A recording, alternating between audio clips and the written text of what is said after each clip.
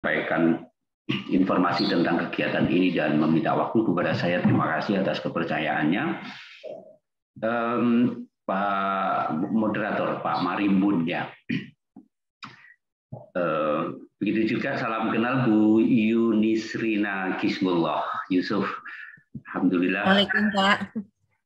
Bisa bertemu di ruangan maya ini. Tanggal 24 Agustus yang lalu saya sowan ke rumah Bapak Kismullah. Oh ya Allah ya. Ya. Kenal dengan Bapak saya, Pak ya. Alhamdulillah berkat Pak Direktur Pasca, Pak Izir, Profesor Izir. Ya. Kemudian saya berkunjung ke rumah. Oh iya, waktu itu saya sakit, Pak. Ya. Oh iya, saya ingat. Ya. Bapak Ibu sekalian, tema yang diberikan ke saya adalah kita share screen ya. Mohon izin.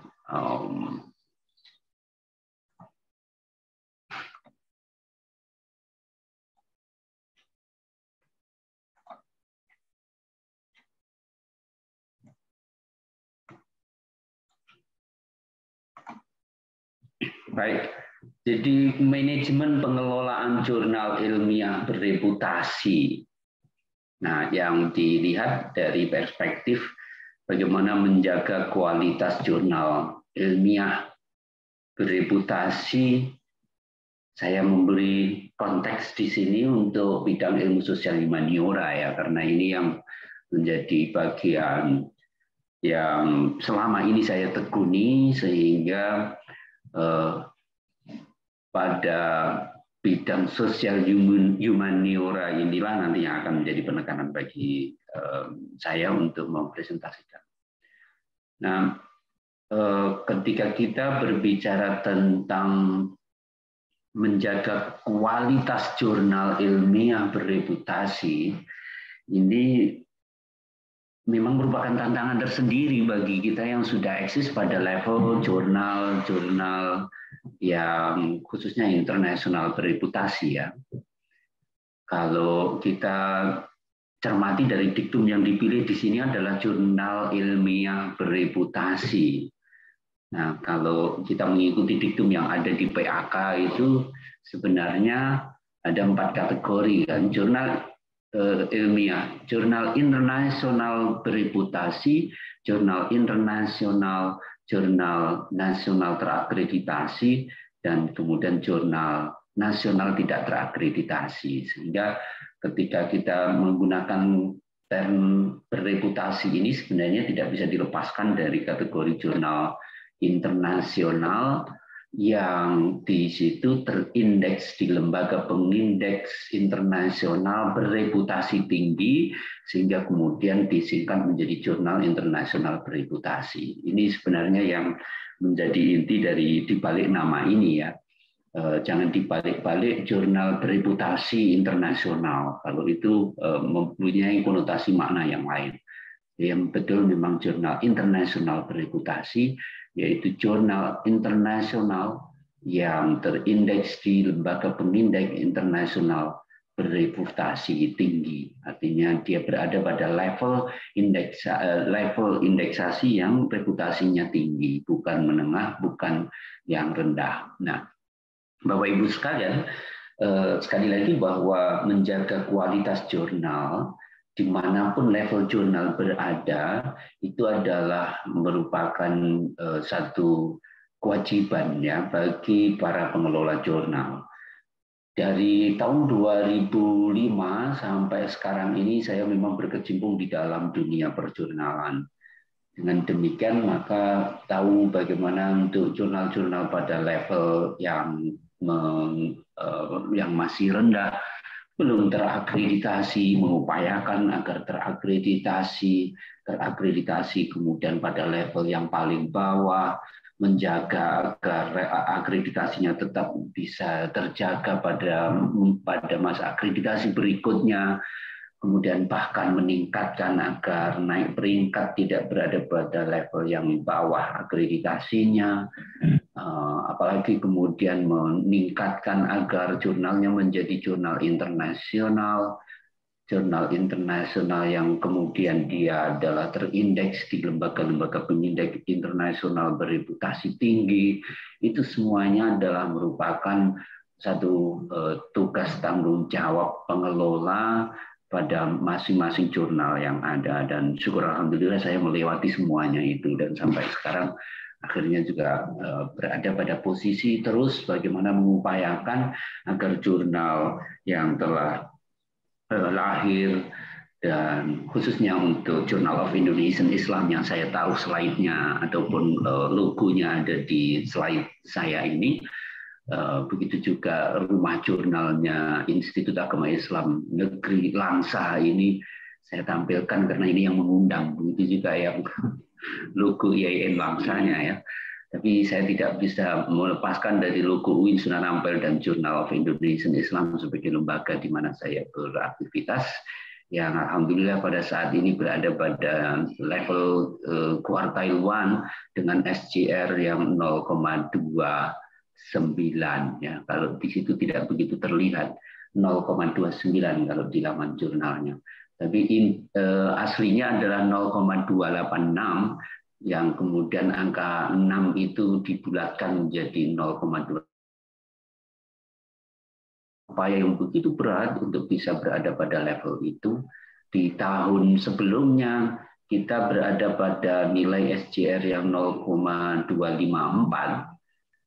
masih di bawahnya dengan berada pada level quartile 1. Tapi tidak semua subjek bidang keilmuannya itu adalah berada pada quartile 1. Kita ada 3 subjek keilmuan, cultural studies, history and religious studies. Dan pada wilayah cultural studies kita berada pada level Q2 pada tahun sebelumnya, dan yang lain ada pada Q1. Nah, sekarang ini tahun 2020.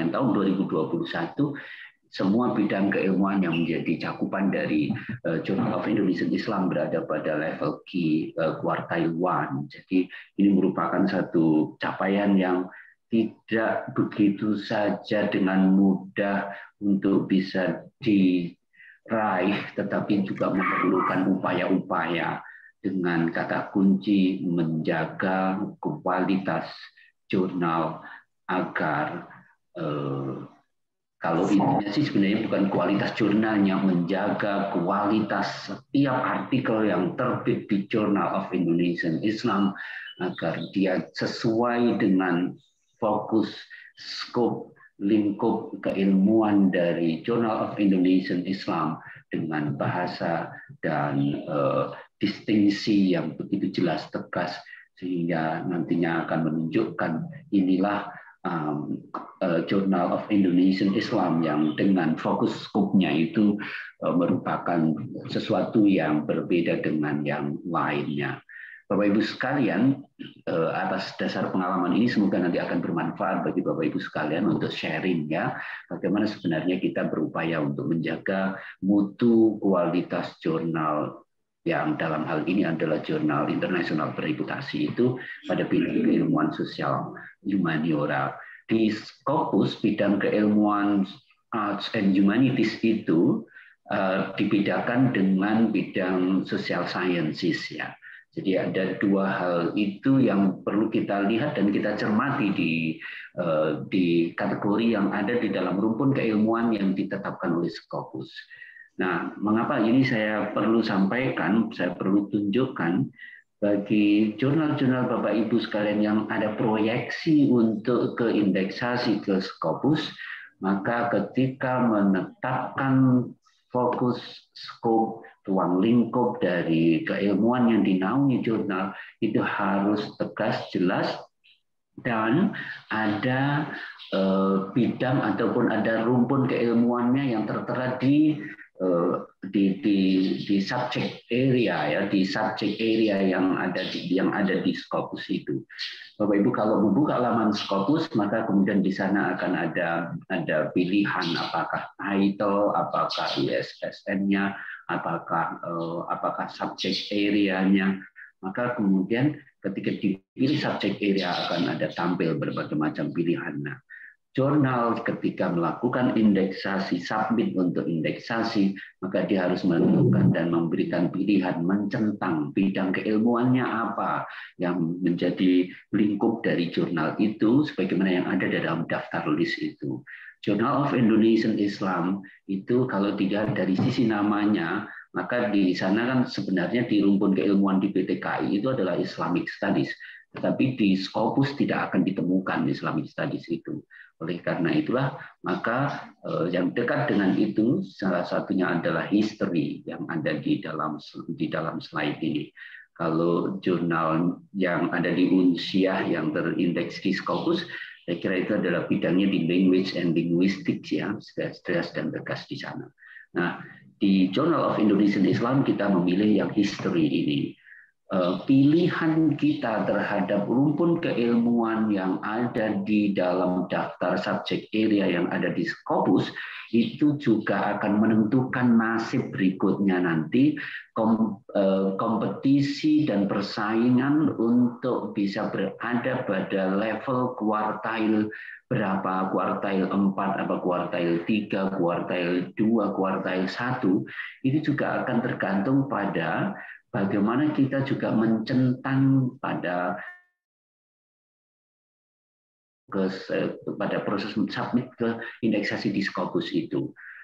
Konkretnya begini, Journal of Indonesian Islam memilih salah satu bidangnya adalah history. Pada bidang history ini ternyata belum begitu banyak jurnal yang terindeks di Scopus. Pada bidang history ini di bawah seputar 500-an jurnal ya, atau di bawah 1.000 lah ya. Tapi kalau kita bandingkan dengan language and linguistics, pada bulan yang lalu saya mencoba melihat itu yang terindeks di Scopus untuk bidang subject area language and linguistics itu ada 1.117-an jurnal yang sudah terindeks di Scopus.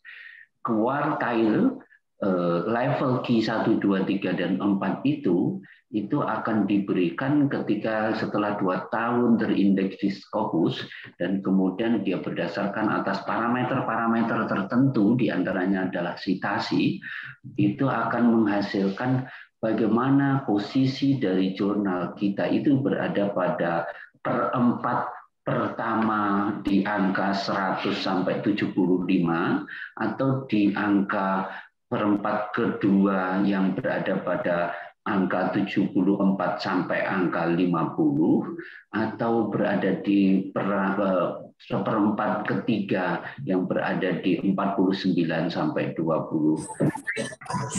Perempat terakhir yang berada pada angka 1 sampai angka 24.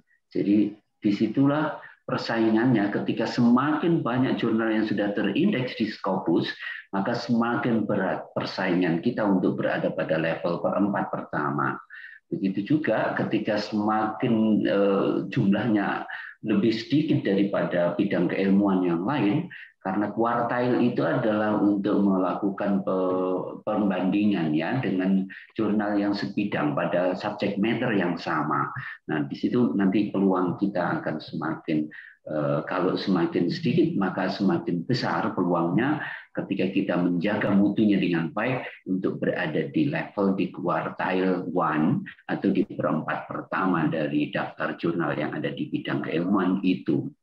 Nah, ini tip. Nah, kemudian Journal of Indonesian Islam itu pada saat submit, saya memang mendampingi tim teknis kita untuk waktu submit itu, yang dicentang apa. Belum ada pikiran pada pikiran saya pada saat mencentang itu, hal yang terkait dengan nasibnya nanti pada proses untuk penentuan kuartail itu.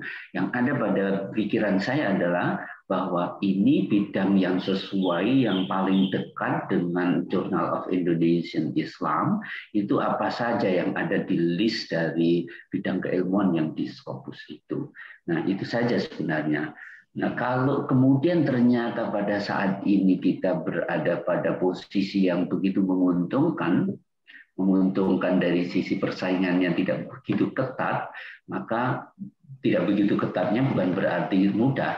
Karena jumlahnya lebih sedikit dari bidang keilmuan yang lain saja, maka disitulah kita mendapatkan sisi keberuntungan itu, sehingga kalau dilihat di PTKIN, alhamdulillah sekarang di quartile 1 itu untuk religious studies itu terdapat 4 jurnal ya yang berada di quartile 1 itu. Nah, itulah maka sebenarnya kalau dilihat dari sisi itu, jurnal-jurnal kita yang dari Indonesia itu memang kalau dibandingkan di kawasan Asia, maka berada pada urutan nomor 1, 2, 3, 4 itu ditepati oleh jurnal dari Indonesia, dari PTKIN kita itu. Kita cukup bersyukur itu. Nah, Bapak Ibu sekalian, ini di antara list dari Arts and Humanities yang ada di bidang keilmuan yang ada di Scopus. Begitu juga ini lanjutannya. Religious Studies itu merupakan bagian dari Arts and Humanities. Yang tadi kita centang adalah History untuk Journal of Indonesian Islam, dan begitu juga Religious Studies ini. Nah, alhamdulillah dua-duanya dari tahun sebelumnya kita berada di quartile 1 itu sudah pada posisi 3 tahun terakhir ini. Pada tahun 2018 yang lalu itu kita berada di quartile 1 untuk religious studies itu. Untuk yang lain berada pada quartile 2. Kemudian di tahun 2019 itu berada pada 2 kategori arts and 2 kategori history dan juga religious studies itu berada pada kategori quartile 1, dan di tahun 2020 kita berada pada kesemuanya berada pada quartile 1, dan ini merupakan sesuatu yang kita upayakan. Dan sekali lagi di situ dibalik dari upaya kita pada awal untuk mencentang bidang keilmuan itu ternyata juga akan menentukan nasib ya. Karena itulah maka nanti silakan Bapak Ibu sekalian para pengelola jurnal di sini, yang saya lihat tadi di daftar namanya itu juga lengkap dengan jurnal apa yang dikelola, itu silahkan nanti untuk dipikirkan. Kita cukup bangga dan cukup senang bahwa di akhir-akhir ini semakin variatif dan semakin banyak jurnal dari Indonesia yang berindeks di Scopus. Yang paling akhir adalah jurnal Ijtihad dari Salatiga itu, yang bidang keilmuannya adalah pada rumpun keilmuan ilmu hukum ya, hukum. Sehingga di ilmu hukum ini nampaknya memang menjadi tren. Di 3 tahun terakhir ini banyak sekali di rumpun ilmu ini yang terindeks di Scopus yang dari Indonesia. Social sciences itu bidang keilmuannya ada di sini, antropologi, arkeologi, communication, cultural studies. Ini juga yang saya centang untuk menjadi bidang keilmuan yang dinaungi oleh Journal of Indonesian Islam. Sehingga ada 3, history, religious studies, and cultural studies.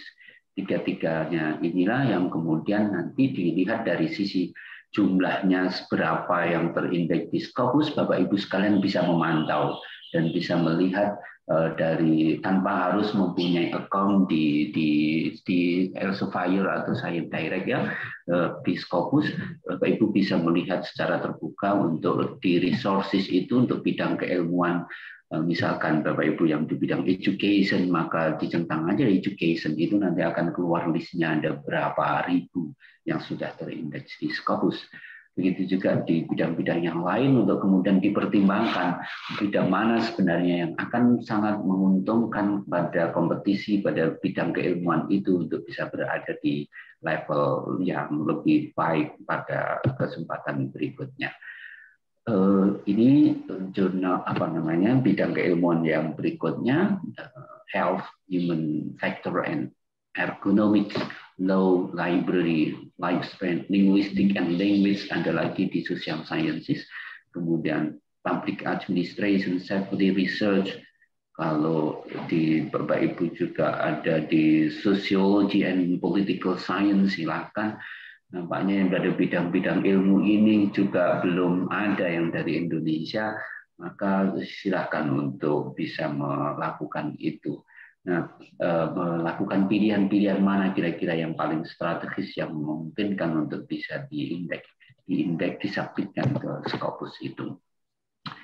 Sebelum kita melihat dari sisi bagaimana sebenarnya menjaga kualitas jurnal ilmiah bereputasi itu, ini juga tidak bisa dilepaskan dari posisi jurnal kita itu, keberadaan jurnal kita itu ketika dibandingkan ataupun ketika dikaitkan dengan pertama readership-nya, pembacanya siapa sih, kemudian begitu pula kualitas jurnal kita itu juga akan bisa kita manage dengan baik ketika dia mempunyai distingsi yang cukup tinggi, yang cukup tegas, yang cukup jelas, sehingga dengan begitu kemudian kita akan dengan jelas dan tegas pula untuk bisa menentukan artikel-artikel yang bisa diterima di dalam jurnal kita. Nah, poin berikutnya yang perlu untuk bisa kita jadikan pertimbangan ketika untuk melihat dan mengkaitkan bagaimana pengelolaan jurnal itu dari sisi kualitasnya bisa terjaga dengan baik itu adalah ketika bahwa jurnal kita itu mempunyai sisi novelty yang tinggi pula. Novelty itu juga tidak bisa dilepaskan dari distingsi, ya. Kekhasannya apa, dan dari kekhasan itulah menunjukkan kebaruan yang tidak ada yang lainnya itu. Satu jurnal akan mempunyai novelty yang tinggi, bisa dilihat dari sisi namanya, bisa dilihat dari sisi cakupan keilmuan yang dinaunginya, yang semuanya itu adalah muara dari artikel yang terbit pada jurnal itu, sehingga pada setiap artikel yang mempunyai novelty, distingsi yang tinggi, maka akan mengakumulasikan menjadi jurnal yang mempunyai distingsi dan novelty yang tinggi pula. Disitulah sebenarnya yang perlu untuk kita perhatikan di dalam memilih artikel-artikel yang masuk, yang kemudian sesuai dengan platform dari poin-poin yang mesti kita jadikan pertimbangan untuk menjaga mutu dari jurnal itu. Yang terakhir, kita tidak bisa lepaskan dari di mana sebenarnya letak relevansi dari jurnal kita itu. Relevansi itu juga bisa dikaitkan dengan kontribusi, ya. Kontribusi dari artikel yang diterbitkan itu pada bidang keilmuan yang menjadi naungan jurnal itu harus dipertimbangkan. Kalau tidak ada kaitan antara artikel itu dengan bidang keilmuan yang menjadi fokus skop dari jurnal, maka tentu bahwa artikel itu tidak relevan dengan jurnal kita. Nah, jurnal internasional yang terindeks di Scopus itu tentu pada wilayah ini menjadi salah satu bagian yang dijadikan sebagai tolok ukur untuk melihat kualitas dari jurnal itu. Baik, Bapak Ibu sekalian, kita tidak bisa memisahkan dengan apa yang menjadi ketentuan dan parameter kualitas jurnal, ya, yang ditetapkan oleh Scopus ketika kita berupaya untuk menjaga mutu jurnal itu, kita tidak bisa terlepas dari parameter-parameter kualitas jurnal yang ada di Scopus. Kalau di slide-slide ataupun di PowerPoint ataupun di PDF yang diproduksi oleh Elsevier, maka kita akan bisa tahu di sana sebenarnya Science Direct, Elsevier, Scopus itu mencari jurnal yang kayak apa, yang kemudian nantinya dan diindeks di Scopus itu dalam kualitas seperti apa. Nah, kalau pada awalnya kita mengacu kepada kualitas yang ditetapkan parameter yang telah ada di Scopus, maka dalam menjaga mutu berikutnya itu juga tidak bisa dilepaskan dari parameter-parameter itu. Berikut ini kita bisa lihat Scopus itu mencari jurnal-jurnal yang secara kualitasnya itu adalah mempunyai ukuran yang 6 poin ini. Yang pertama, bahwa secara isi itu mempunyai orisinalitas yang tinggi dan juga isinya mempunyai kualitas yang tinggi pula. Siapa yang tahu bahwa artikel itu mempunyai orisinalitas yang tinggi dan kualitasnya juga cukup tinggi? Tentu itu adalah mereka yang ekspor editor pada bidang keilmuan yang sesuai dengan keilmuan yang ditetapkan oleh jurnal. Orang-orang yang ahli pada bidang keilmuan tertentu, maka dia akan tahu di mana sih sebenarnya overload yang sudah ada dari artikel-artikel yang terbit, di mana sebenarnya sisi-sisi kebaruan dari artikel yang terbit itu, sehingga dengan begitu maka disinilah pengelola jurnal harus melibatkan kepada expert, reviewers, dan editors pada bidang keilmuan yang sesuai, sehingga mereka akan mengetahui parameter-parameter kualitas tinggi dan originalitas dari artikel itu. Dan oleh karena itu pula nanti akan sejalan dengan apa yang ditetapkan oleh Scopus di dalam memilih jurnal yang kemudian nanti akan bisa diindeks oleh Scopus. Parameter yang kedua adalah bahwa dia melalui satu proses editing yang bagus dan panjang. Jadi tidak tanpa proses editing. Dari sisi bahasa, maka dia melalui satu proses editing yang panjang dan juga editing yang bagus. Ini yang harus ditetapkan, yang harus dijalankan oleh pengelola jurnal internasional bereputasi ketika menerbitkan artikel yang menentukan artikel layak publish, maka kemudian proses publishnya melalui proses editing yang panjang dan yang bagus. Dari situ nanti akan terlihat bahwa aspek-aspek kebahasaan yang ada di sana nanti akan menggambarkan bahasa internasional menggunakan bahasa tertentu, tidak harus bahasa Inggris, karena yang diindeks oleh Scopus itu boleh menggunakan local language, tapi pada aspek-aspek tertentu, judul abstrak, kata kunci, maka harus menggunakan bahasa Inggris ya, untuk yang di web, yang di online-nya. Tapi kemudian kalau PDF-nya bisa menggunakan dengan bahasa lokal. Ada banyak bahasa lokal yang jurnal yang menggunakan bahasa lokal maksud saya, yang kemudian juga bisa diindeks oleh Scopus. Ada lebih dari 40 bahasa lokal yang kemudian jurnalnya itu ternyata juga terindeks di Scopus. Kalau nanti menggunakan bahasa Aceh bisa juga, karena di situ terlihat juga bahwa di Scopus juga ada bahasa-bahasa yang tidak bahasa Inggris yang bisa diindeks oleh Scopus. Namun begitu juga harus menunjukkan apa sih sebenarnya relevansinya, mengapa menggunakan bahasa lokal itu. Dengan demikian maka nanti akan ada parameter-parameter yang kemudian bisa difahami oleh dunia luar itu nantinya. Nah, yang ketiga adalah bahwa jurnal itu harus menerbitkan artikel-artikel yang dia berada pada subject area tertentu.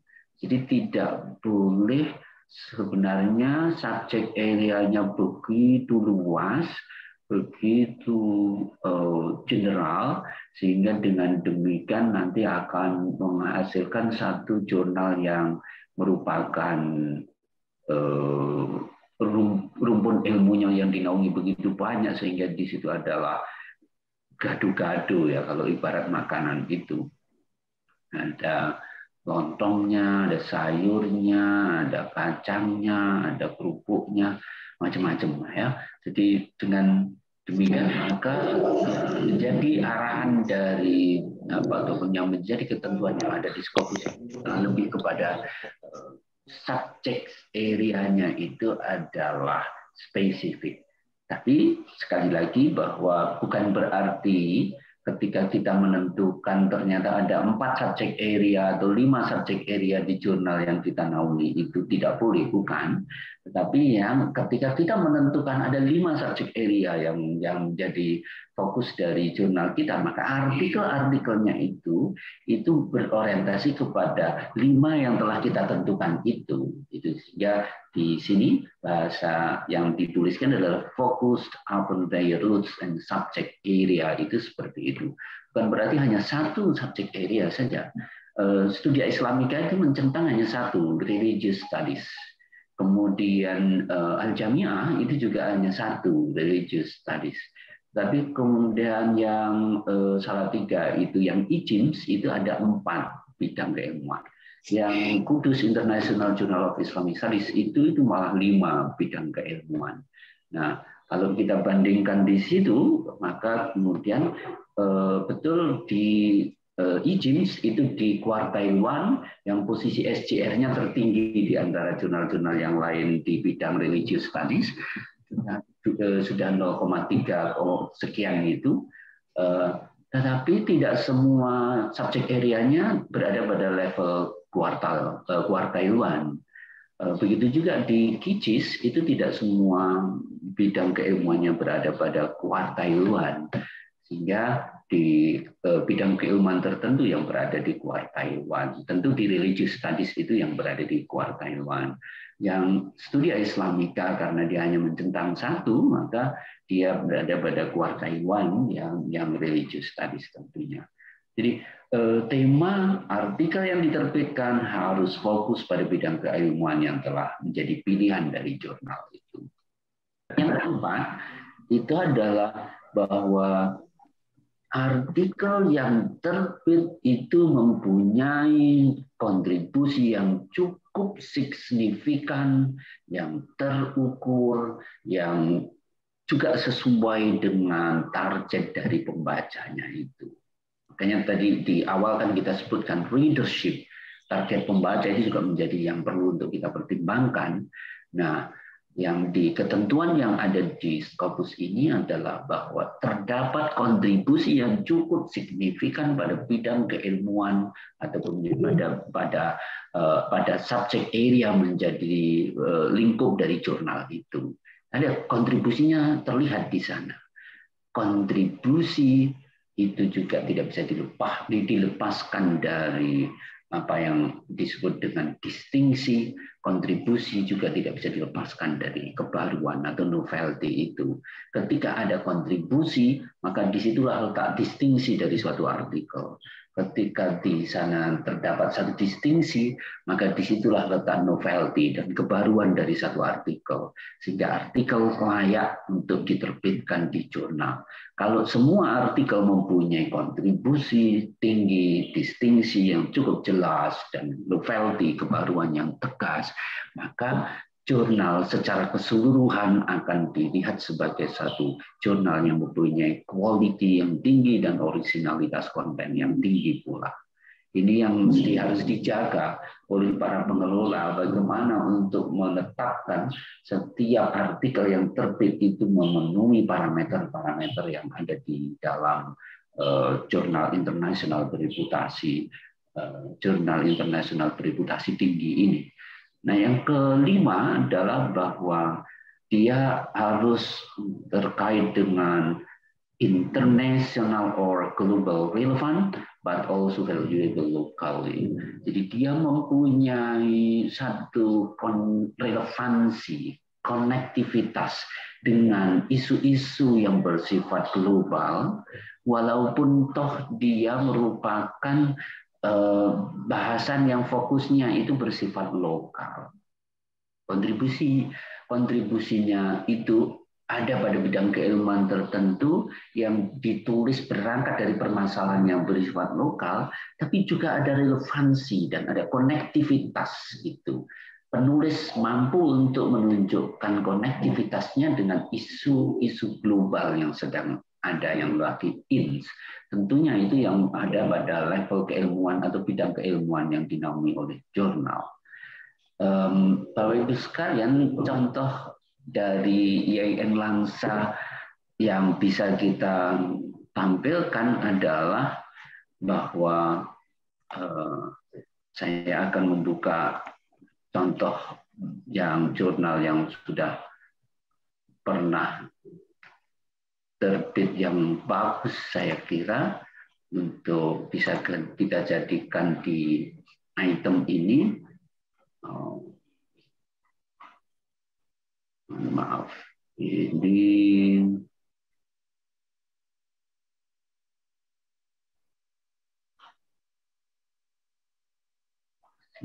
kok gimana ini menyembunyikan? Oh ya. Nah, apakah terlihat ini di layar Bapak Ibu sekalian? Nampak, Pak. Oke. Terlihat, Pak. Nah, ini Mas Ansor ini lagi nggak ada di forum ini kan ya? Beliau sekretaris LP2M kan ya, Mas Yan? Ada, Pak. Oh, ada ya? Iya, Pak. Beliau ada di sini? Iya, di... Oke. Jadi kalau ada mohon izin ya, ini untuk kita memberikan contoh bahwa ada isu lokal yang diangkat, tetapi dia berupaya untuk mengkoneksikan dengan tema internasional yang sedang terjadi. Di mana letak lokalitasnya? Letak lokalitasnya kan ada di sini, ada kata kunci being Christian in the Acehese way. Jadi ini mengangkat isu dari apa yang ada di lokalitas di Aceh ya. Lokalitas di Aceh. Ya, memang Aceh sudah mendunia. Aceh sudah mendunia ya, tetapi bahwa ketika ini berangkat dari bagaimana sebenarnya Christian women in identities expressed in Islamic public sphere in Aceh ataupun Acehese Christian women identities itu kan spesifik sekali kan dan lokal sekali sifatnya.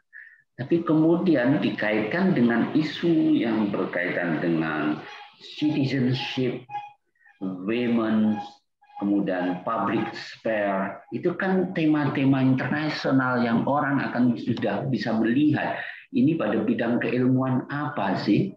Nah, dengan demikian maka yang jelas, yang tegas ada di religious studies, ada di social sciences, ada di sociology atau sociology of religion, ada di kalau berkaitan dengan Acehese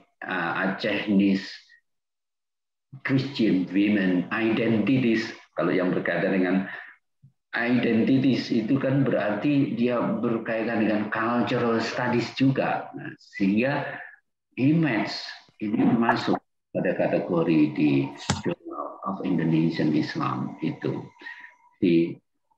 Ini salah satu upaya, contoh yang konkret untuk bisa kita jadikan sebagai model ya di dalam menentukan bagaimana satu pengelola jurnal harus menjaga betul aspek yang terkait dengan poin yang kelima yang ada di dalam ketentuan dari JSAB ini, international or global relevant but also valuable locally ini. Nah, yang terakhir yang berkaitan dengan parameter-parameter yang etika, parameter yang bersifat etis ya, bahwa honest, ethical, high quality standard itu harus menjadi parameter di dalam menentukan artikel yang terbit di jurnal, dan kemudian ini sebagai bagian dari cara untuk menjaga mutu dari jurnal itu, agar nantinya tidak bertabrakan dengan konflik of interest, agar tidak menjadi isu-isu yang liar yang kemudian merugikan bagi penulisnya, merugikan bagi penerbit, merugikan bagi jurnal, sehingga kalau ketahuan bahwa melanggar etika publikasi itu bagian yang sangat tegas dan jelas untuk kemudian nanti Scopus akan menetapkan apakah jurnal tersebut terus untuk diindeks atau kena jebakan discontinue di samping parameter-parameter yang lain. Tetapi pada aspek ketaatan terhadap etika publikasi dan menjaga mutu dan standar yang tinggi berbasis dari parameter etis ini juga hal yang penting untuk kita jadikan ukuran. Bapak Ibu sekalian, ini saya diberi waktu sampai jam berapa ini untuk presentasi, atau kita cut terlebih dahulu untuk kalau ada tanya jawab. Moderator Pak Marimbun.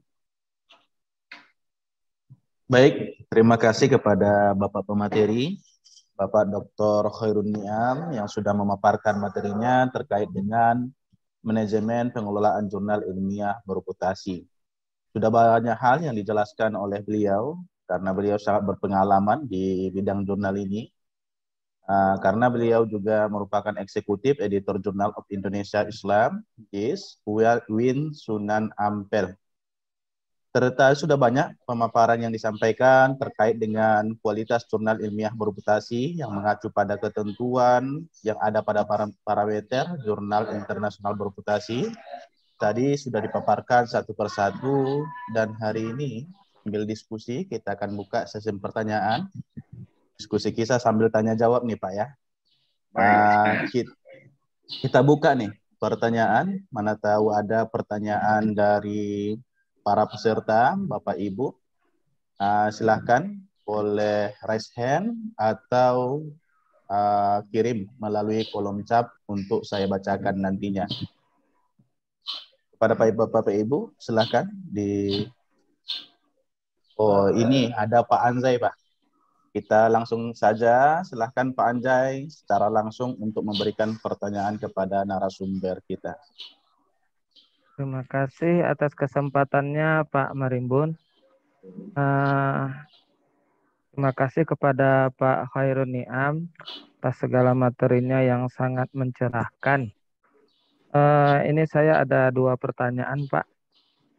Yang pertama, kami ini kan sebagai pengelola jurnal, walaupun belum bereputasi, Pak ya, masih Sinta 4, Sinta 3, dan di bawahnya. Yang ingin saya tanyakan, pengalaman Bapak ini ya, gimana sih kira-kira kiat-kiat sebagai pengelola jurnal kalau kita itu dapat nama titipan, Pak? Nah, misalnya ada nama titipan. Nah, ini bukan di kami, ini saya pengalaman teman saya, Pak kan. Nah, jadi misalnya dapat nama titipan dalam satu pendekatan itu akan membuat tidak objektif dan membuat jurnal bisa berkemungkinan tidak berkembang dengan tulisan yang bagus. Tapi kadang-kadang ada beberapa teman, bukan di Langsa, itu ketika dia tidak mempublish nama titipan, semester selanjutnya atau edisi selanjutnya dianya yang hilang. Nah, kan begitu Pak. Mungkin ini apalagi sudah sekaliber Scopus kan, saya yakin pasti banyak itu diajukan nama-nama titipan. Atau minimal ada pejabat-pejabat misalnya sekaliber rektor dan sebagainya, dia langsung membuat di keterangan itu, ini rektor dari ini, mohon dibantu. Nah, itu kan berarti ada nilai-nilai titipan di situ. Itu satu, Pak. Pertanyaan yang kedua, Pak. Ini kami kan masih belum lagi Sinta 2, Sinta 1. Kira-kira apakah ada kiat-kiat dari kami ini bisa melakukan percepatan menuju Scopus? Kira-kira apa aja persiapan itu, Pak, kalau memungkinkan? Terima kasih. Assalamualaikum warahmatullahi wabarakatuh. Waalaikumsalam. Waalaikumsalam warahmatullahi wabarakatuh. Baik, ini pertanyaan dari Pak Andi. Oke, silakan Pak Maribur. Gini Pak, apakah kita rangkum dulu pertanyaannya atau langsung jawab nih Pak? Langsung aja biar tidak lupa nanti ya. Oke, kita langsung mengalir aja. Ini ada pertanyaan dari Pak Anjay, ada 2 pertanyaan Pak terkait tadi kiat-kiat sebagai pengelola jurnal atas nama titipan, yang kemudian dengan kiat-kiat untuk melakukan percepatan untuk jurnal bereputasi. Silahkan Pak. Baik, Pak Anzai. Ada Khannya itu berarti keturunan Raja Ilhan yang keberapa ini kira-kira? Terima kasih. Pertanyaan yang cukup real dari pengalaman sehari-hari bagi para pengelola jurnal ya. Titipan itu akan ada di mana-mana. Sekelas jurnal apapun itu akan ada titipan itu ya. Tapi kemudian apakah budaya titip menitip itu bisa berlanjut apa enggak? Itu tergantung dari ketegasan dari editorial board, tim, soliditas dari tim di dalam menjaga mutu jurnal. Di Journal of Indonesian Islam di awal-awal dulu itu tidak ada titipan Pak. Awal berdiri nggak ada titipan karena kan belum terakreditasi, belum terindeks Scopus. Kita mendesainnya tahun 2005, terbit pertama tahun 2007. Dan terakreditasi di tahun 2010. 2009 karena sudah ada 6 nomor, yaitu 7, 2008, 2009, maka kemudian kita syaratnya dulu ada 6 nomor ya. Ada 6, ya betul, ada 6 nomor. Nah, kita baru mengajukan di tahun 2009 untuk akreditasi. Tahun 2010 awal keluar nilai akreditasinya dan mendapat nilai akreditasi tinggi ya, A. Pada waktu itu hanya ada 2 kategori A dan B. Tapi kita A yang gemuk, ya, nilainya 92,5 dari atau malah 95 dulu dari 100 yang mestinya dapat. Itu sekali melakukan akreditasi langsung untuk ada pada posisi yang bagus itu. Nah, di awal sekali lagi tidak ada titipan. Kita yang justru hunting untuk mencari artikel yang berkualitas. Dan justru penulis potensial itu ya kita kan tidak milih-milih saja ya, yang memungkinkan, yang mereka punya background bahasa yang memungkinkan untuk bisa kita mintai, ya kita tanya aja. Yang cukup menyenangkan itu, taruhlah misalkan dari 10 yang kita minta itu, hanya 1 yang kemudian ada pertanyaan, jurnalnya sudah terakreditasi atau belum? Itu hanya 1. Artinya cukup kecil, sedikit sekali yang punya pertanyaan itu. Justru selebihnya itu ketika mereka melihat 1 nama jurnal, Journal of Indonesian Islam. Dari sisi namanya saja, yang kita minta itulah untuk mempersiapkan naskah, karena dari sisi namanya akan prospektif untuk menjadi jurnal rujukan nantinya. Nah, pada waktu itu belum ada jurnal yang dengan nama seperti itu, dengan bidang keilmuan yang spesifik itu. Artinya sudah bisa memprediksi bahwa jurnal ini akan menjadi jurnal rujukan. Dan itulah yang terjadi di awal-awal. Baru kemudian setelah terakreditasi, budaya titipan itu muncul. Yang mengatasnamakan temannya editor in chief, yang mengatasnamakan temannya pimpinan kita, yang mengatasnamakan ini itu. bersyukur pimpinan kita cukup tahu dari awal itu bahwa dan cukup memberi ruang untuk kita berinovasi dan menjaga mutu jurnal itu secara independen. Pimpinan kita tidak pernah untuk memberikan titipan. Pimpinan ya. Kalau titipan itu ada ya dari itu tadi ya, menitip ke yang merasa kenal dengan editornya, itu akhirnya menitipnya ke situ. Tapi kalau yang kemudian pimpinan kita merekomen untuk mohon ini untuk dipertimbangkan, itu tidak ada. Yang ada adalah penulis yang merasa ataupun yang kenal dengan pimpinan kita dan mencatut namanya untuk kepentingan submit itu. Artinya bahwa kita memang sejak awal kita menjaga independensi itu dan pimpinan kita juga sudah cukup tahu integritas dari para pengelolanya. Tripartit itu kan saya, Prof. Masdar, Prof. Ahmad Muzaki itu dari awal itu dan sampai sekarang beliau-beliau walaupun sibuk dengan posisinya masing-masing itu juga masih tetap untuk melakukan ini pekerjaan untuk mengedit jurnal itu pekerjaan wajib. Menjadi rektor itu adalah tugas tambahan.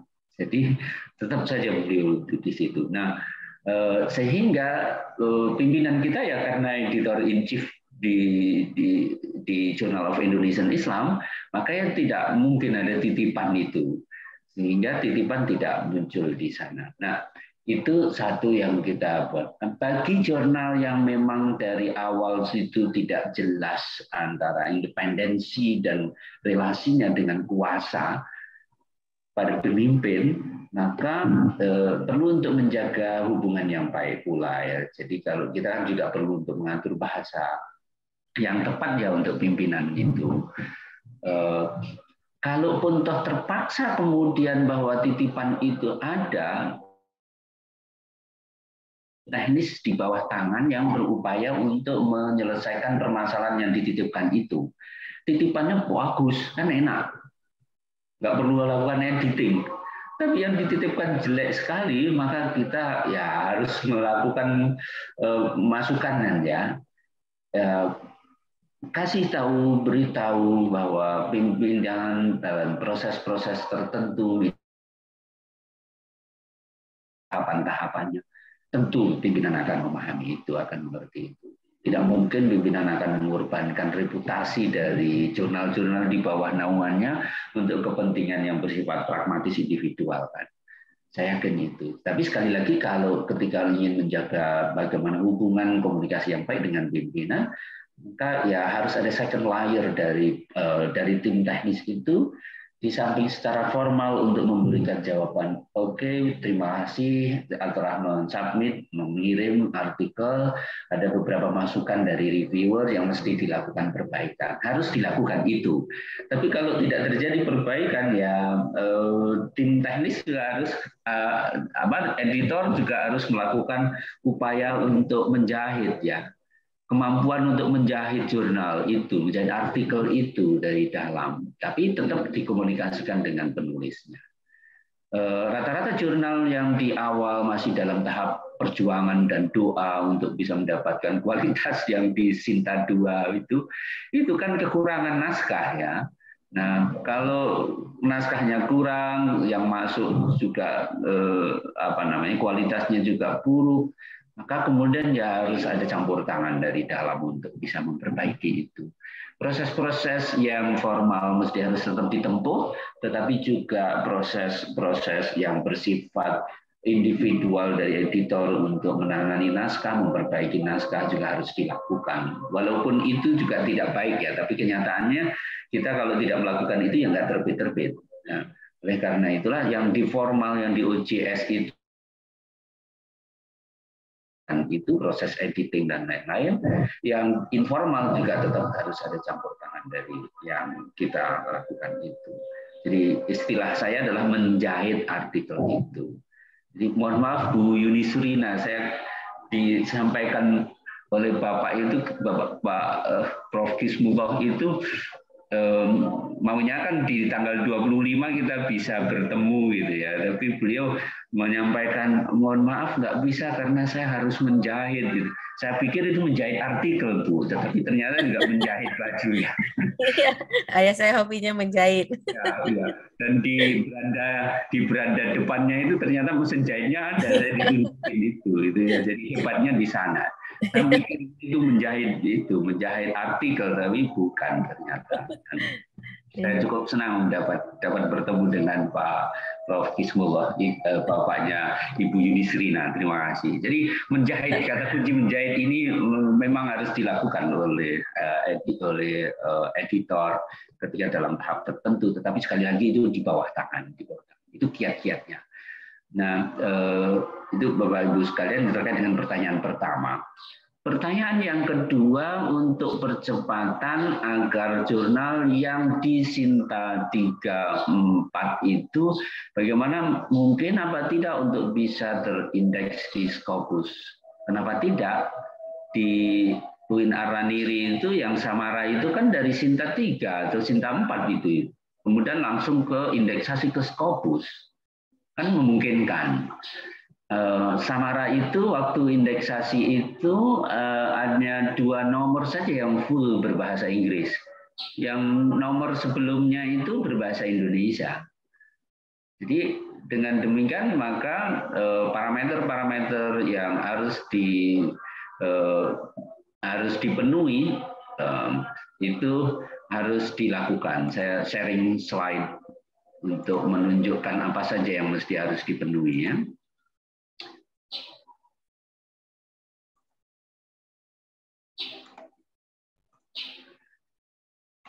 Nah, kalau ini kan parameter yang harus dipenuhi secara total ya, ada 14 quantitative and qualitative selection criteria. Tetapi yang diperlukan untuk seleksi pertama itu adalah bukan yang 14 ini ya. Tapi bahwa Scopus itu ada pre-selection kriterianya ya. Jadi mereka melakukan proses seleksi awal yang kemudian nanti akan ditindaklanjuti kepada seleksi berikutnya pada tahap berikutnya. Yang di seleksi awal itu harus memenuhi minimum kriteria. Minimum kriterianya itu gimana? Bahwa jurnalnya itu title, kemudian abstrak, kemudian kata kunci itu menggunakan bahasa Inggris. Kemudian reference itu menggunakan Roman script. Jadi tulisannya menggunakan Roman script.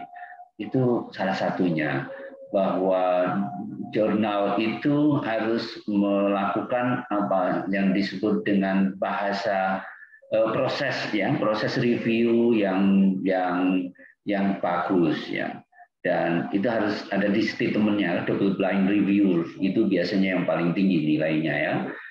Policy-nya tentang itu, bahwa jurnal telah memenuhi syarat minimum, ada berapa nomor yang telah, ada 2 tahun kan minimum untuk bisa terbit yang bisa disubmit itu. Nah, ketika paling tidak itu, kemudian online availability-nya itu ya, artinya bahwa homepage-nya dalam bahasa Inggris itu juga menjadi minimum kriteria yang harus dipenuhi. Nah, ketika itu sudah terpenuhi, maka baru kemudian ditindaklanjuti kepada penilaian terhadap 14 kuantitatif dan kualitatif selection criteria ini yang ada di Scopus ini. Itulah yang kemudian harus dipenuhi. Ketika di awal Bapak Ibu sekalian telah membuat jurnal itu memenuhi 14 kuantitatif dan kualitatif selection criteria ini, saya yakin akan bisa melakukan percepatan itu. Akan melakukan percepatan. Nah, kiatnya saya kira Pak Han tadi, mohon maaf lupa. Itu bisa kalau mau belajar secara langsung ya ke tetangga di Araniri itu ke Pak Mursid Jawas ya, itu bagaimana sebenarnya kiat-kiat teknisnya agar bisa percepatan itu. Namun demikian, maka sebenarnya Bapak Ibu ketika memenuhi dengan standar penilaian akreditasi jurnal dan berada pada level Q3 itu sudah pencapaian yang cukup bagus ya, karena akreditasi jurnal nasional kita itu dari parameter penilaian terbarunya sudah mengikuti kepada apa yang ada di dalam parameter di Scopus maupun yang ada di parameter Web of Science ya. Dengan begitu maka pada item-item tertentu itu juga ketika kita mengikuti akreditasi jurnal itu sebenarnya sudah merupakan modal besar untuk bisa submit untuk di Scopus. Poin-poin penting yang ada di sana yang bisa dilakukan adalah ketika misalkan di jurnal convincing editorial concept and policy ini itu harus jelas dan tegas. Apa sebenarnya jurnalnya itu, keilmuannya apa, kemudian dia menggunakan proses double blind review atau tidak, bagaimana type of peer review-nya itu, diversity of geographic distribution of editor. Walaupun di sini mestinya untuk yang editorsnya itu sudah diambilkan, dimasukkan editor yang dari 5 benua ya, editor yang dari 5 benua. Kemudian dari sisi penggunaan bahasanya, walaupun boleh bahasa lokal, tapi faktanya yang lebih cepat untuk terindeks di Scopus itu untuk PDF full text-nya itu juga dalam bahasa Inggris. Jadi internasionalisasi substansi isinya juga dilakukan dalam bahasa Inggris. Tentu bukan hanya sekedar bahasa Inggris ya, dengan bahasa Inggris yang kualitasnya bagus, yang melalui satu proses yang panjang itu. Kemudian juga diversity of geographic distribution of authors.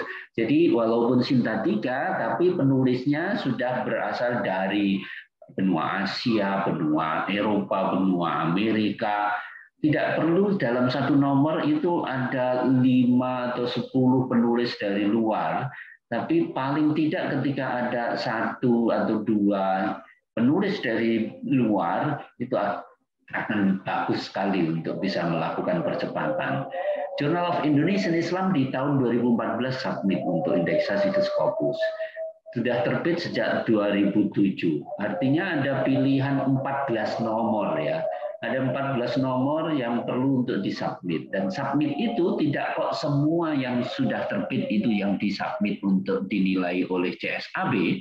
CSAB itu Content Selection and Advice Report, tapi yang disarankan itu hanya 21, itu bisa memilih 9 artikel terbaik dari yang sudah terbit atau 2 nomor terakhir. Nah, kalau 2 nomor terakhir ini kayaknya nampaknya pilihan Samara dari UIN Araniri itu, karena yang 2 nomor terakhir itu yang berbahasa Inggris. Tapi di JIS dulu itu memilih 9 artikel yang terbaik. Dan itu kita ambilkan dari penulis-penulis dari luar yang bagus, yang sudah citasinya sudah oke, sudah ada di jurnal lain yang terindeks di Scopus.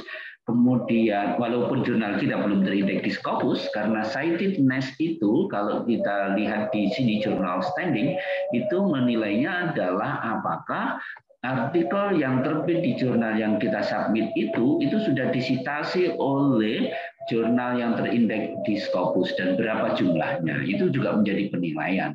Oleh karena itulah maka ketika JIS submit itu dulu adalah kita memilih artikel-artikel yang bagus yang ditulis oleh orang dari luar, ekspor tentang Indonesian Islam tapi dari luar negeri, yang kemudian juga tidak semuanya itu, karena hanya 9, dari 9 itu 7 yang dari luar negeri, kemudian yang 2 itu yang dari penulis lokal, tetapi bahwa dia walaupun penulis orang Indonesia, tapi juga reputasinya juga cukup tinggi karena dia mempunyai artikel-artikel yang sudah terbit di Scopus, di jurnal terindeks Scopus sebelumnya.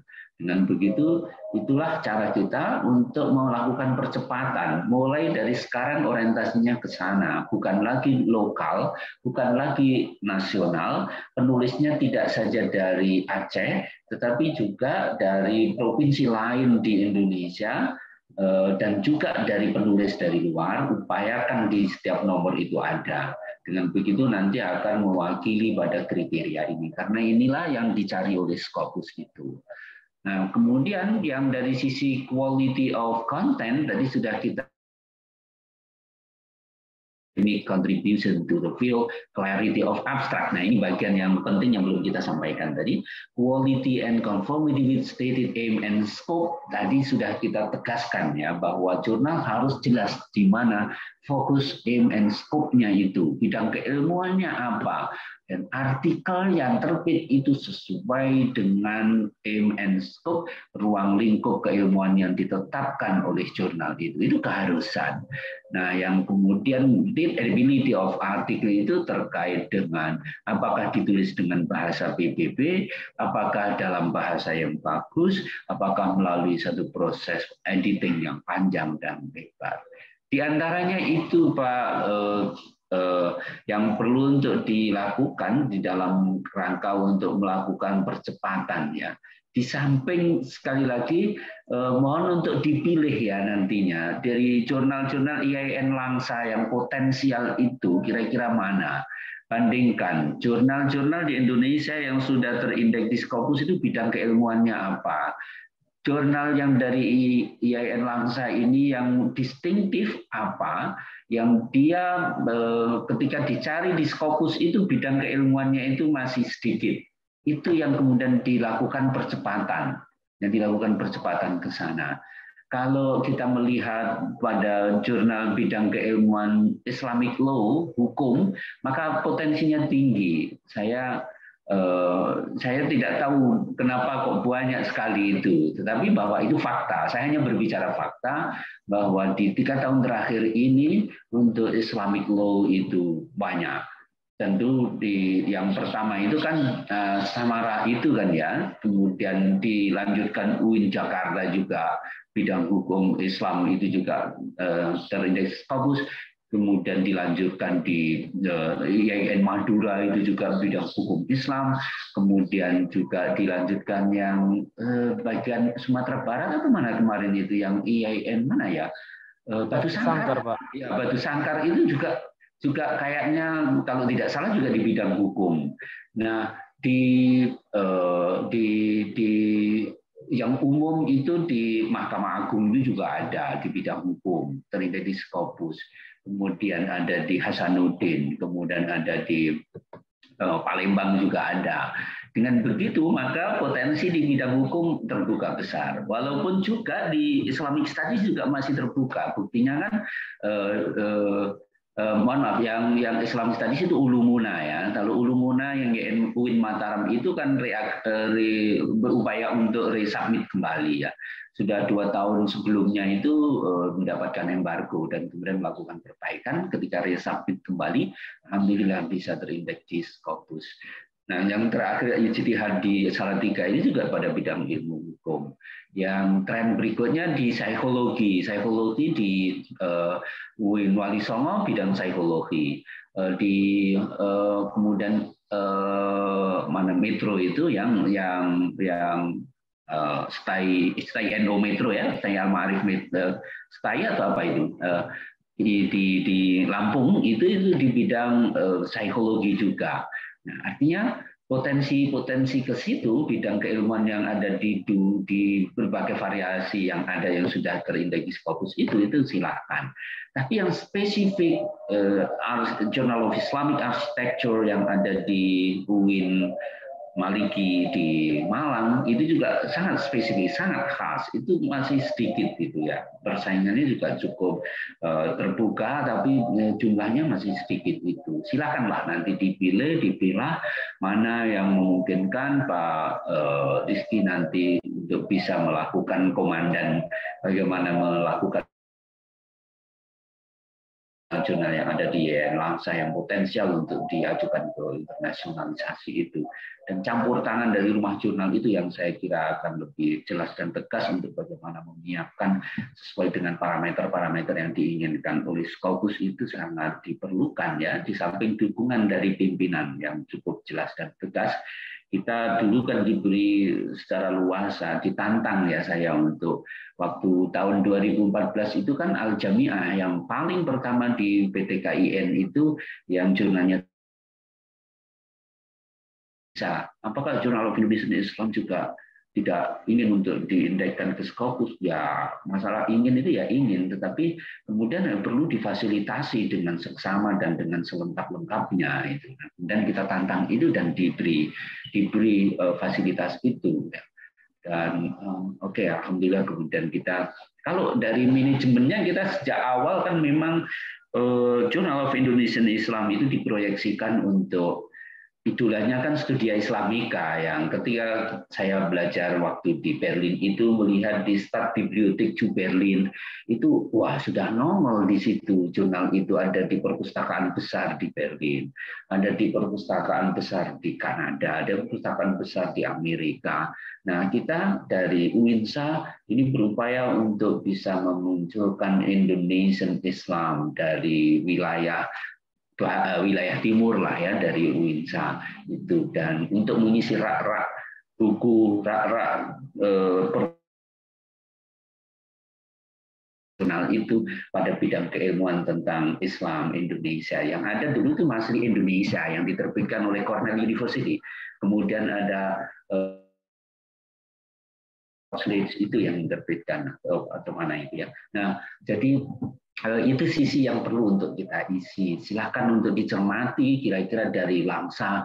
Jadi temanya sangat keren Pak Marimbun. Saya tidak hafal itu apa itu tadi dari YN Langsa untuk bagaimana itu untuk kontribusi secara intelektual ke dunia itu kan, silakan tema apa yang sesuai yang memungkinkan itu, di samping SDM yang saya yakin di YN Langsa sudah banyak dari mereka yang punya kompetensi secara bahasa keilmuan untuk bisa mengisi ruang-ruang akademis di bidang perjurnalan ini secara mendunia itu. Itu dulu Pak Anzai, terima kasih pertanyaannya untuk. Terima kasih banyak Pak Khairun. Iya. Siap. Nah, di sini masih ada satu lagi yang raise hand, yang dari tadi Pak raise hand, yaitu kita persilahkan kepada Bapak Dr. Tengku Wildan untuk memberikan pertanyaannya secara langsung. Silakan Pak Dokter. Baik, Assalamualaikum warahmatullahi wabarakatuh. Waalaikumsalam warahmatullahi wabarakatuh. Terima kasih Prof, materinya menarik, banyak ilmu yang kami dapat. Begini Prof, jadi pertanyaan ini ya terkait tentang etika publikasi dan hubungannya dengan kelanjutan jurnal Scopus tersebut lah. Jika dalam satu jurnal yang telah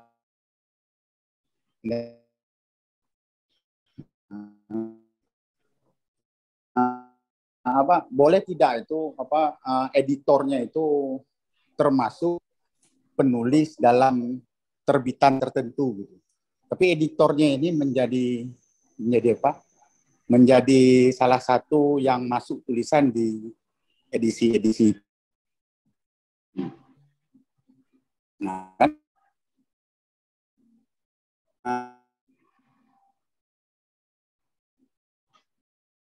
Wah, putus nyambung ini Pak Marimbun. Suaranya hilang-hilang timbul nih Pak. Apakah bisa diulang yang kedua nih Pak Tengku Wildan? Terus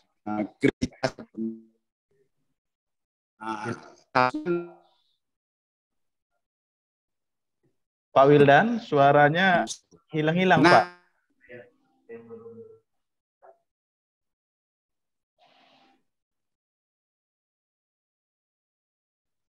Halo Pak Wildan? Hilang. Ya. Oke. Pertanyaan yang saya tangkap tadi Pak narasumber terkait dengan ketika editornya di jurnal terkait dengan etika publikasi, apakah boleh dia menerbitkan di jurnalnya di edisi pertama, umpama di edisi udah bisa mendengar? Masih hilang-hilang Pak Wildan. Oh, nah, ini udah dengar. Oke, udah mulai cerah. Silakan Pak Wildan. Ya, saya ulangi lah pertanyaannya, Prof. Begini, terkait dengan kredibilitas indeks fokus. Ya, dia harus objektif, harus transparan, akuntabilitasnya jurnal seperti itu. Jadi beretika tidak. Jika satu edisi terbitan jurnal itu ini ada nggak hubungan korelasinya dengan penilaian jurnal tersebut, jurnal yang terindeks Scopus tentunya. Yang pertama. Yang kedua, ngomong-ngomong kalau boleh meminjam istilah Prof itu jahit menjahit gitu kan, dalam kita membantulah itu seolah-olah jurnal misalnya ada sebuah terindeks fokus di sebuah ya menjadi ladang lah bagi mereka untuk yang ngajak teman-temannya lah yang tidak berkontribusi apa-apa gitu untuk menyematkan nama lah. Tiba-tiba di metadata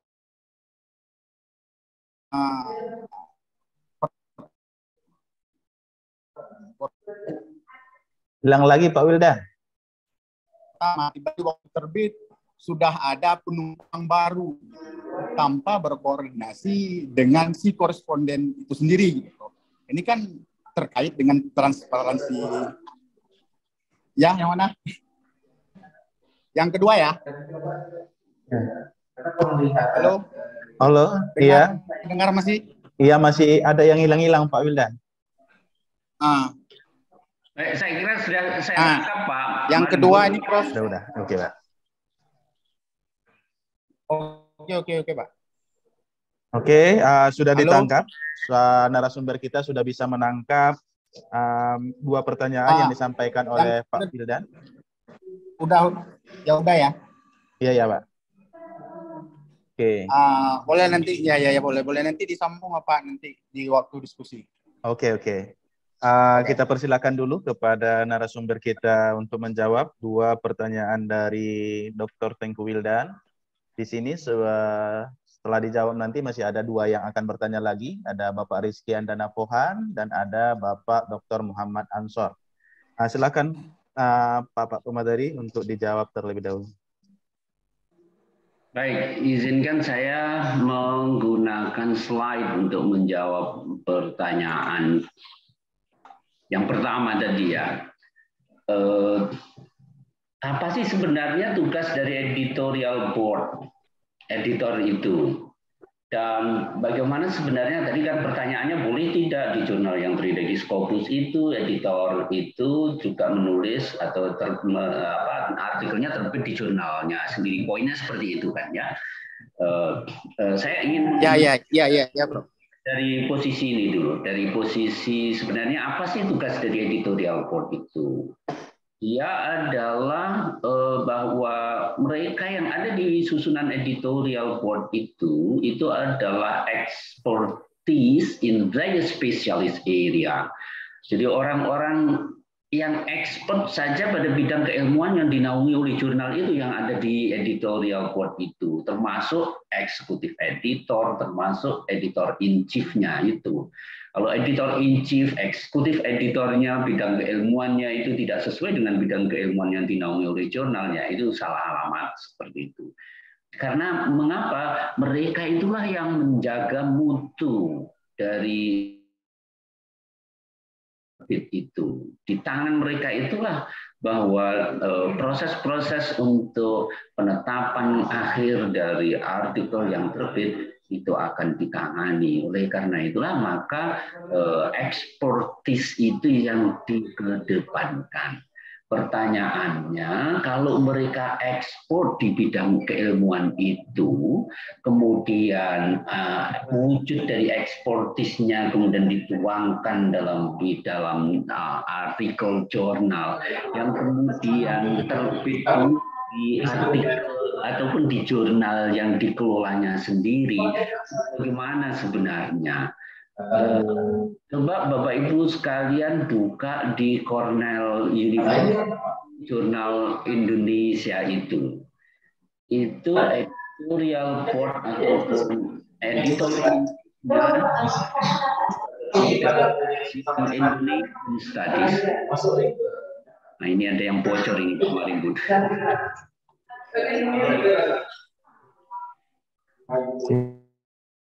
Mereka, apakah suara saya sudah keluar? Oke, masih on ya, mikrofon saya. Oke. Nah, di jurnal itu selalu di dalam setiap terbitannya itu terdapat artikel yang ditulis oleh orang ataupun members dari editorial board itu. Ini merepresentasikan satu bahwa mereka expert di bidang keilmuan itu, dan karena ekspertisnya itulah dia yang menjaga mutu jurnal itu, dan kemudian karena ekspertisnya itulah kemudian mendirikan, menerbitkan jurnal, dan jurnal itu adalah sarana untuk mempublikasikan dari produk-produk ilmiah yang telah dilakukan oleh expert di bidangnya itu. Dan karena ditulis oleh orang yang ada pada bagian itu, maka itu justru menunjukkan bahwa jurnal tersebut itu adalah secara tegas bahwa dia menerbitkan satu produk-produk ilmiah dari tangan dari ekspert-ekspert yang telah diakui itu.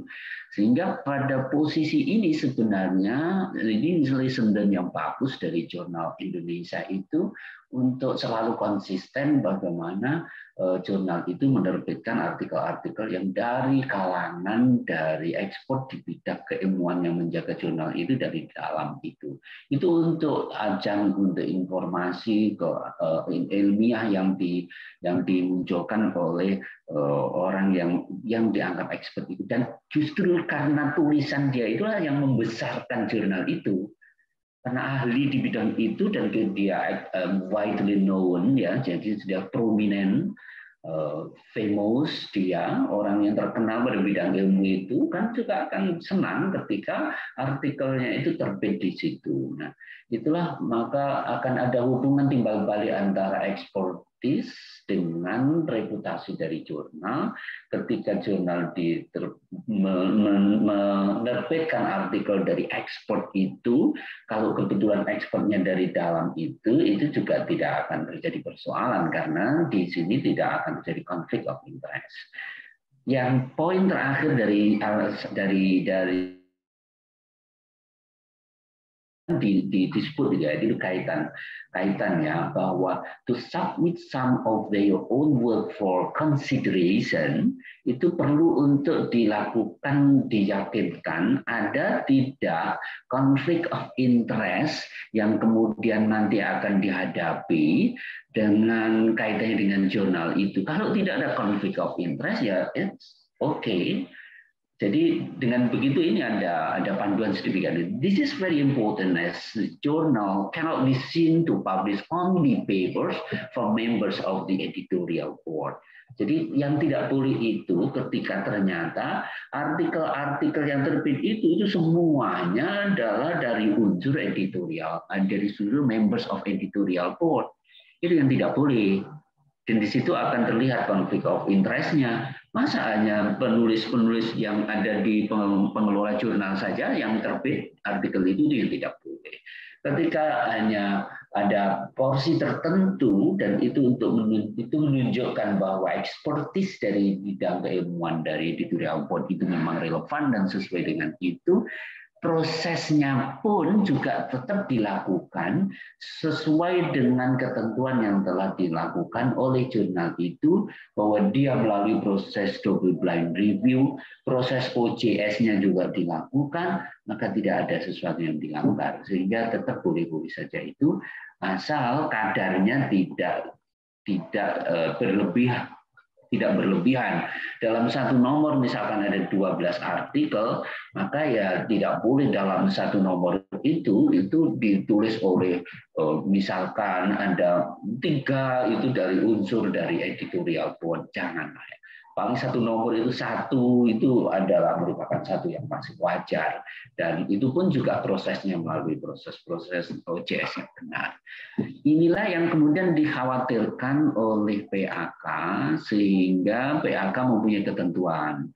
Kalau mengajukan artikel yang terbit di jurnal yang dikelola sendiri untuk kepentingan syarat khusus ke guru besar, maka itu tidak diperbolehkan, tidak dinilai hak.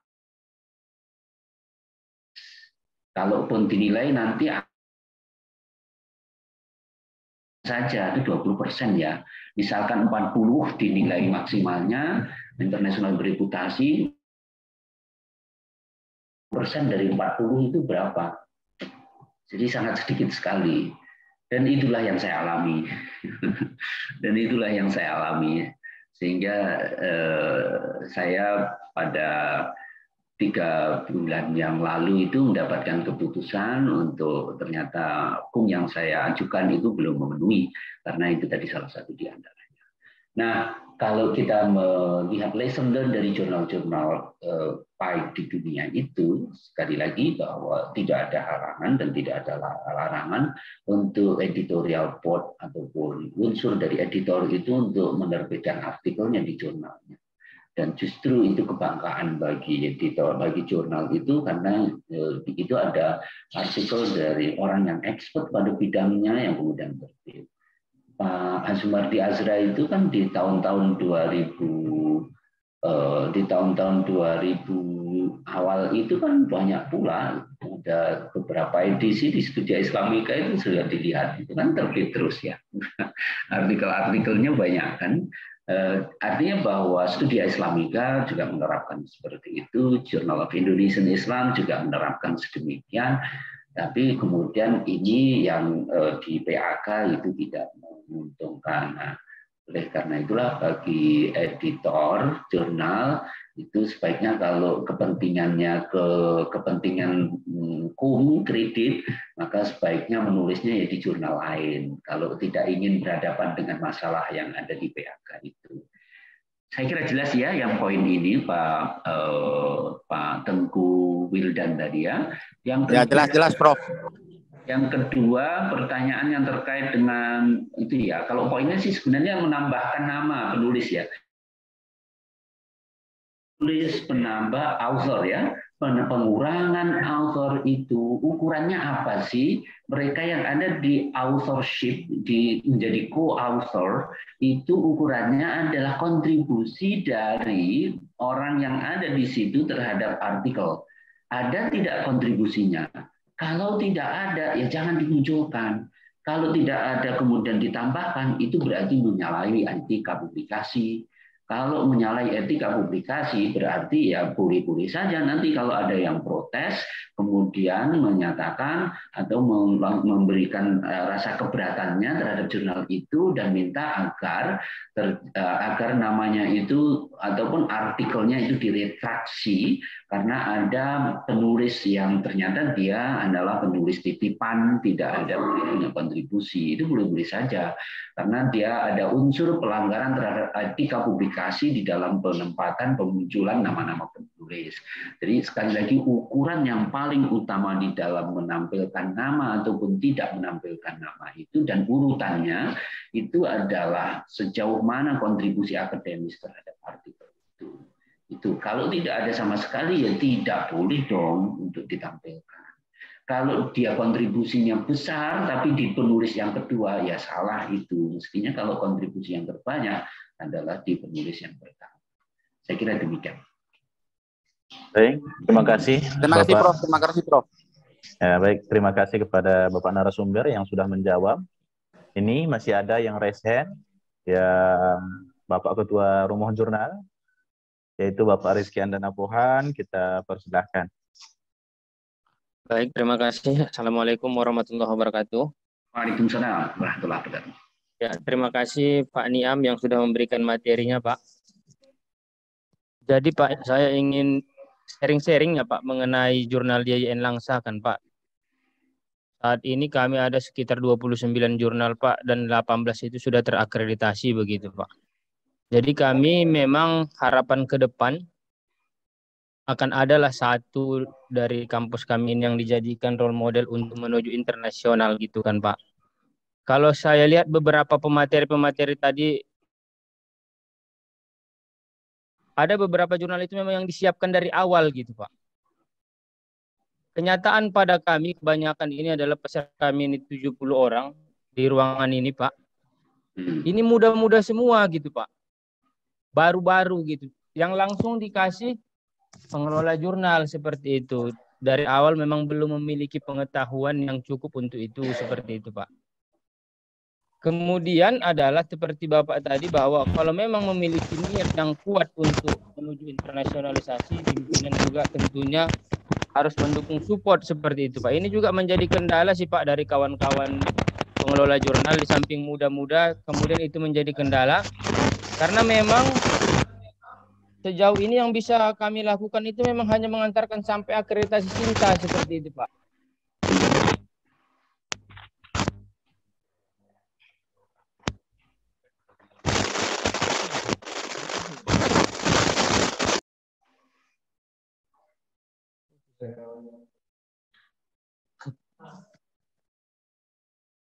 Silakan Pak Dan, lanjutkan.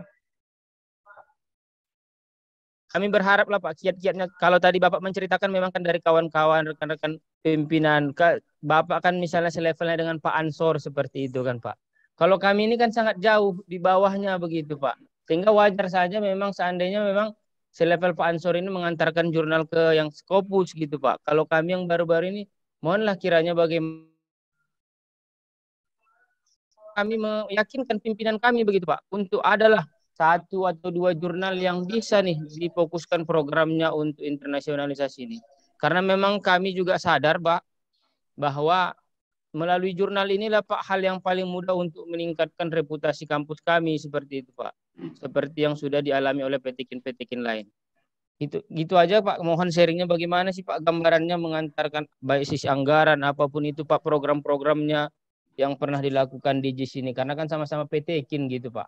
Mungkin kalau yang, nah itu Pak, saya kembalikan Pak. Baik, terima kasih. Langsung saja Pak pemateri, Bapak Dr. Niam untuk memberikan jawaban. Silakan. Baik, kata kuncinya itu seperti lagunya siapa yang menyanyi 17 Agustus di depan presiden anak dari Banyuwangi itu ya. Novel, siapa namanya itu? Ya, Novel. Oh, Farel ya. Farel. Itu kan bahasa Jawa ya. Tapi kata kuncinya adalah ojo dibanding-banding. No, jangan dibanding-bandingkan. Ini yang justru dipakai untuk logika yang bersifat logika kontradiksio ya. Jadi kalau di lagu itu minta jangan dibanding-bandingkan untuk agar jurnal di IAIN Langsa ini bisa melesat ke udara yang bebas hambatan, maka ya harus melakukan membanding-bandingkan. Dicekokin lah, mohon maaf, ini pimpinannya ada di sini ya. Kalau ada, sampaikan kepada pimpinan bahwa banding-banding sisi dari produktivitas publikasi IAIN Langsa ini dari sisi jurnalnya paling tidak itu bandingkan dengan IAIN Batu Sangkar tadi. IAIN Batu Sangkar sudah ada yang terindeks di Scopus, masa IAIN Langsa tidak bisa? Ya, ini kan kita malu nanti kalau tidak. Kalau Bapak juga, kalau Bapak berarti malu, berarti alhamdulillah. Kalau tidak malu, berarti tidak punya kemaluan kalau begitu. Mohon maaf. Jadi upayakan untuk sekali lagi bahwa pimpinan kami dulu juga membanding-bandingkan. UIN Jogja saja bisa, ya UIN Jogja bisa untuk menginternasionalkan ataupun menskopuskan jurnal. Masa kita yang sudah terbit pada waktu itu ada 6 tahun terbitan yang sudah ada, masa tidak bisa untuk melangkah ke sana. Satu, itu adalah management of kalau secara logiko kontradiksi manajemen nanti yang diperlukan untuk itu untuk menyampaikan kepada pimpinan. Tentu Pak Rizky yang ada di Rumah Jurnal itu melakukan satu proses untuk apa namanya ya, yang berkaitan dengan studi kelayakan mana sih sebenarnya yang memungkinkan dari apa yang telah saya sarankan tadi, di antara pertimbangan ranah keilmuan, di antara pertimbangan potensi-potensi SDM yang ada di bidang keilmuan itu. Kalau mempunyai kekayaan sumber daya manusia yang muda-muda itu, wah itu bagus itu. Soekarno aja kan hanya minta 5 pemuda untuk menggoncang dunia. Nah, Anda kan punya 70 pemuda itu di situ itu yang bisa itu dilakukan itu. Saya dulu kan tahun 2003 pulang dari Jerman itu udah dijebloskan ke rumah bukan rumah ya, ke ruang di mana yang tidak ada yang mau untuk menangani pada waktu itu, yaitu ngurusin jurnal itu. Karena dijebloskan itulah maka kemudian kita berangkat dari dijebloskan, ternyata kita terpenjara dalam dunia jurnal itu dan itu akhirnya kita menikmati dunia perjurnalan itu. Ya awalnya bisa begitu, tetapi kemudian maka secara strategis Pak Rizky punya tugas untuk kita melakukan satu studi kelayakan di mana yang potensial dari berbagai macam parameter itu.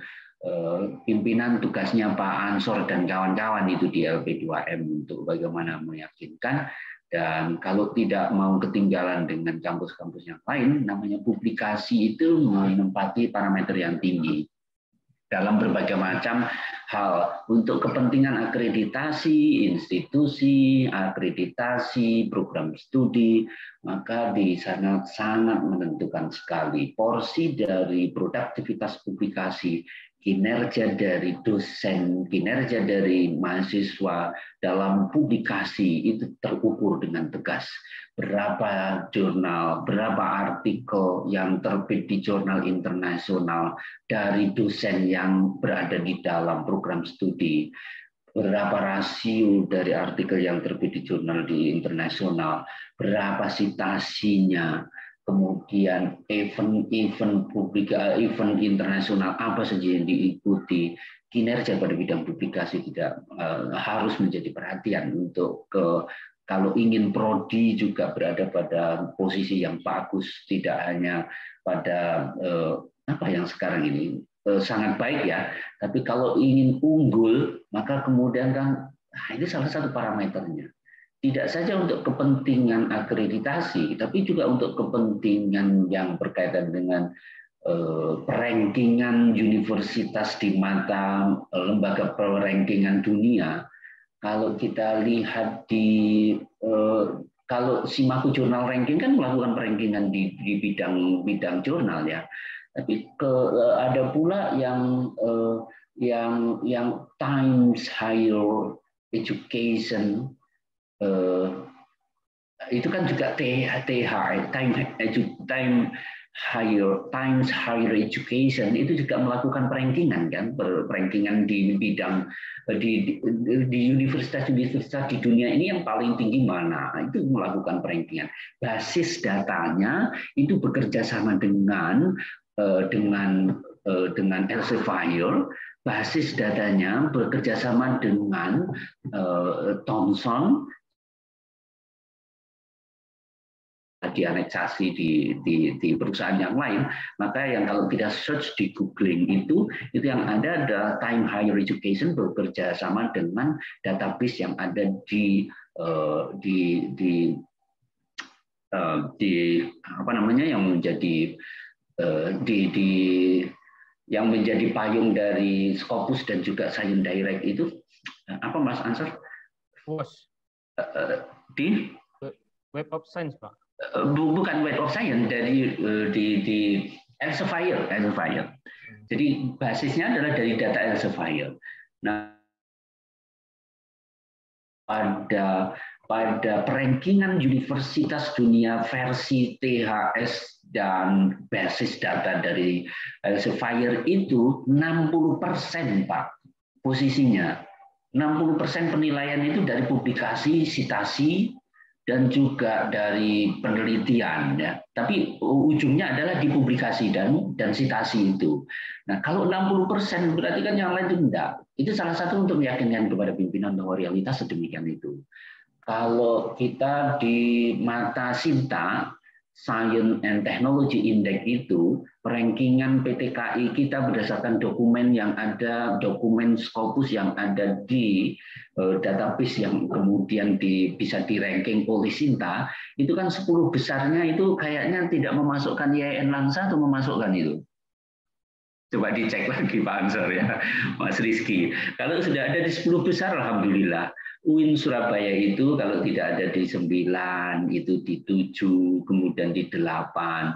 Belum pernah kita berada di level ke-5 dan apalagi nomor 1. Ini juga menjadi prioritas program kami yang kemudian ke depan untuk melakukan sesuatu yang tidak biasa agar bisa menyalip dari UIN Jakarta, UIN Bandung, dokumen-dokumennya biar bisa banyak itu yang selalu berada di nomor 1 dan 2. Memang kita masih tertatih-tatih ya untuk ke sana, tetapi kita punya modal besar. Satu, kemauan, dan kita punya kebijakan-kebijakan yang cukup strategis untuk ini. Kira-kira itu. Anggaran itu bisa dicari, juga bisa jalan Pak Rizky. Sehingga jangan berorientasi kepada anggaran. Berorientasilah kepada bagaimana menjerumuskan anak-anak muda ini punya semangat untuk bisa seperti UIN Jakarta, UIN Jogja, UIN Sunan Ampel lah ya, kita sebutlah UIN Sunan Ampel, untuk bisa memiliki jurnal yang terindeks di Scopus, dan dari situlah nanti dokumen Scopusnya akan bisa melesat lebih tinggi lagi. Jangan kalau UIN Bandung itu kan baru terakhir ini kan ya, baru 2 bulan yang lalu punya jurnal terindeks di Scopus ya, pendidikan Islam itu. Kalau sebelumnya kan tidak punya. Tetapi dosen-dosen yang menulis di jurnal-jurnal yang terindeks di Scopus, dosen-dosennya mensubmit artikel ataupun melakukan konferensi-konferensi internasional sehingga banyak prosiding-prosiding yang terdokumentasikan di database-nya Scopus, sehingga dokumen Scopusnya itu menjadi banyak. Nah, itu jadi tidak punya dokumen, tidak punya jurnal terindeks Scopus, tetapi dosennya nulis di Scopus. Jadi itu satu hal yang lain yang perlu untuk diupayakan. Namun untuk itu berkaitan dengan rumah jurnal yang ada di IAIN Langsa perlu dilakukan mitigasi. Bagaimana, apa problemnya, SDM-nya berapa yang punya kompetensi pada bidang-bidang keilmuan itu. Kalau tidak banyak berarti ada satu, itu merupakan satu emas pilihan itu, jebloskan itu, dan itu jerumuskan untuk mengelola jurnal agar kemudian nanti akan mendapatkan emas pula nantinya. Yang lain kolaborasi, yang lain bekerja sama. Toh yang dituntut kan bukan dari editor yang dari tempat yang Pak Rizky punya kan, justru yang dari tempat lain. Jadi editorial board-nya itu menggambarkan dari diversity of geographical diversity, dari geographical diversity of editor. Jadi harus dari 5 benua. Jadi kolaborasilah dengan yang lain. Tapi editor in chief-nya kan dari IAIN Langsa. Toh Pak Muhammad Ansor kan H-index-nya sudah berapa di Scopusnya Pak Ansor? Modalnya harus yang editor. Nggak ingat. Yeah. Editor in chief itu sudah mempunyai ID Scopus. Editor in chief-nya itu orang yang expert pada bidang keilmuannya. Editor in chief-nya itu ya syukurlah kalau H-index-nya itu cukup tinggi. Tapi kalau indeksnya H2 juga ya apa-apa, yang penting sudah ada, jadi sudah mempunyai ID Scopus itu. Yang tidak boleh adalah editor in chief-nya belum pernah menulis di jurnal internasional. Nah itu jangan dong. Tapi kalau yang lain-lain nanti kan bisa kolaborasi dari tempat-tempat yang lain, dan saya yakin toh UIN yang lain itu akan terbuka. Mereka akan terbuka asal jelas itu ya. Di awal ini jelas. Maksud saya jelas itu begini.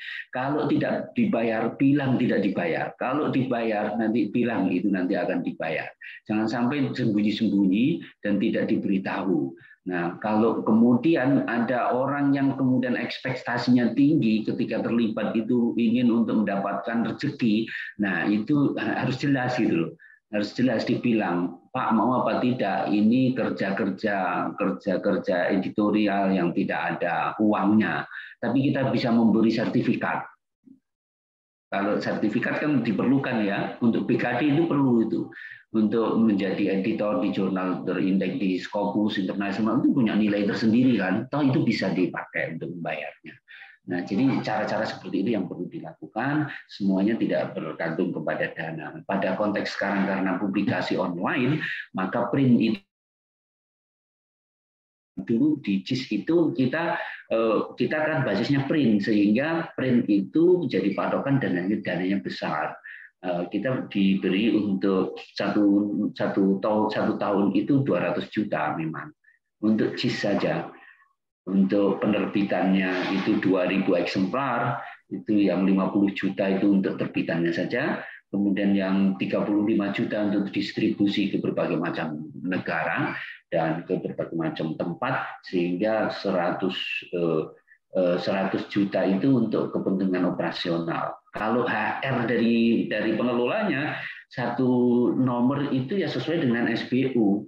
Paling tinggi editor in chief itu 450.000 potong pajak, sehingga tinggal 380.000 satu nomor, artinya 6 bulan segitu.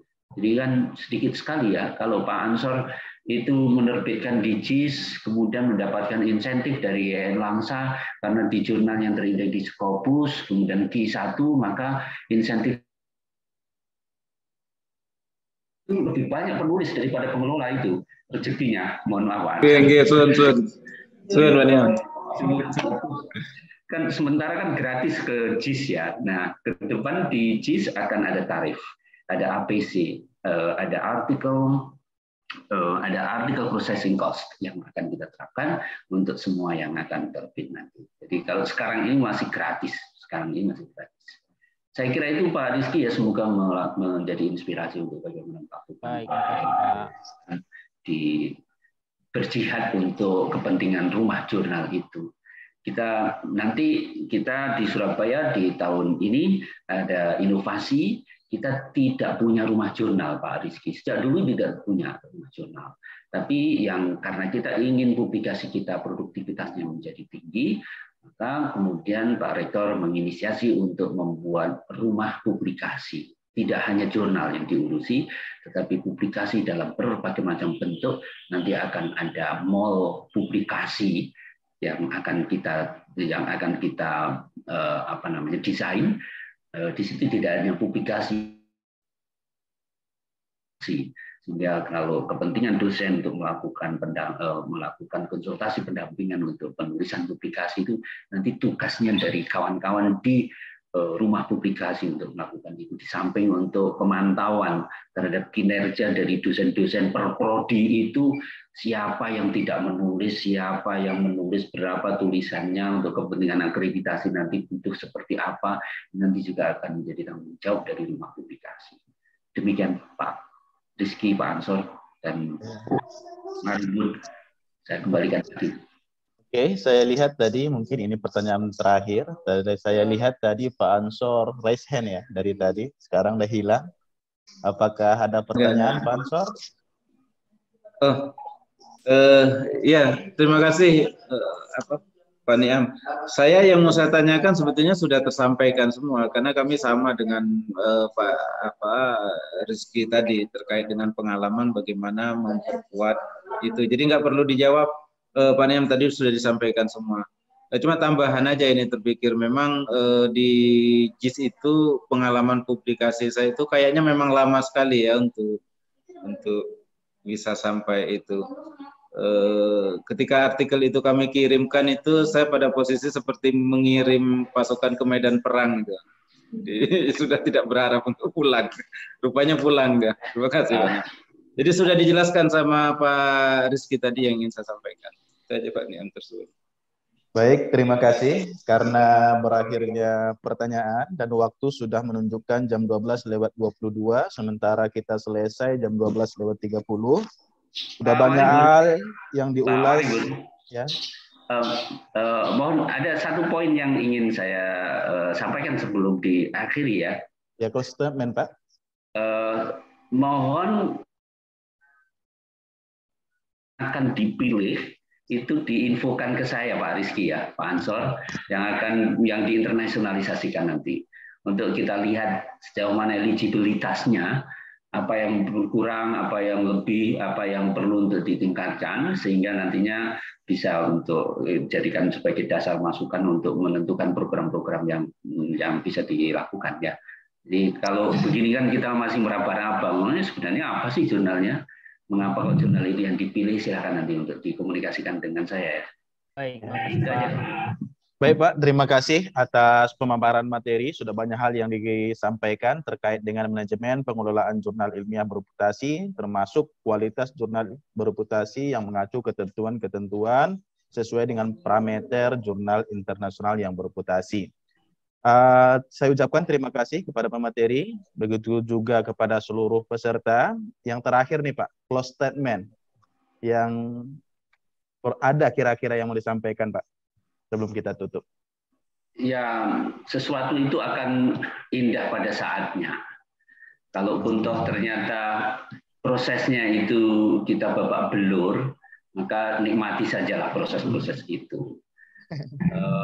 Ketika kawan-kawan muda ini merasa dijebloskan dalam penjara pengurusan jurnal, maka nikmati saja penjara itu, karena penjara itu nanti yang akan membebaskan pikiran kita akan menjadi orang yang ternama nantinya. Saya tidak membayangkan saya juga masih bisa bertahan sampai sekarang untuk berada di jurnal itu. Berawal dari saya memang betul-betul dijebloskan untuk mengurusi jurnal, karena tidak ada tempat yang lain pada waktu itu. Kursinya sudah penuh semuanya, sehingga kursi itulah yang kosong untuk kemudian ditempatkan. Saya kira itu semoga itu bermanfaat, dan tidak ada sesuatu yang berhasil itu tanpa adanya upaya dan juga kreasi untuk bisa menuju kepada keberhasilan. Semuanya harus dilakukan dengan upaya-upaya serius. Semoga berhasil.